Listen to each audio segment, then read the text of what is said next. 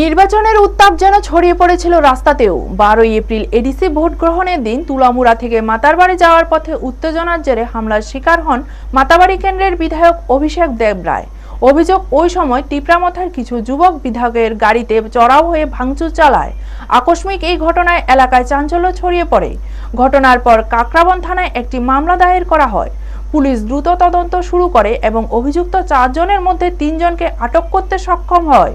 আটক হওয়া ব্যক্তিরা হলেন মনীষাধন জমাতিয়া, বিবেকানন্দ দেববর্মা ও Narayan Jamatia.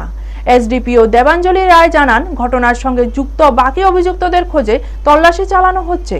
Bureau report, news তৎকাল 24। গত ইলেকশনের দিন 12 তারিখ এপ্রিলে আমাদের সকাল 10:30টার সময় এমএলএ অভিষেক দেব রায় ওনার গাড়িতে করে যখন তুলামুড়া আউটপোস্ট থেকে মাতাবাড়ির তরফে যাচ্ছিলেন, তারপর তুলামুড়া আউটপোস্ট ফরেস্ট অফিসের কাছে যখন ওনার গাড়ি পৌঁছে তখন কিছু কিছু দুষ্কৃতিকারীরা ওনার গাড়িতে আক্রমণ করে এবং ওনার যে ড্রাইভার ছিল উনি গাড়িটাকে ঘোরানোর চেষ্টা করে, কিন্তু তখন তার আরও পাল্টা আক্রমণের কারণে ওনার গাড়িটা ড্যামেজ হয়। তো এই ঘটনামূলে একটা কেস রেজিস্টার হয়েছিল, যার দরুন আমরা সেই কেসের বেসিসে আজকে আমরা 3 জনকে আটক করতে সক্ষম হয়েছি কয়লার মাঠ থেকে, যাদের নাম হচ্ছে বিবেকানন্দ দেববর্মা, নারায়ণ জমাতিয়া এবং মনীষাধন জমাতিয়া। তারা কোন দলের সমর্থক ছিল? আপাতত যেটা প্রিলিমিনারি ইন্টারোগেশনে পেয়েছি তারা প্রত্যেকেই টিপরামথা দলের সমর্থক।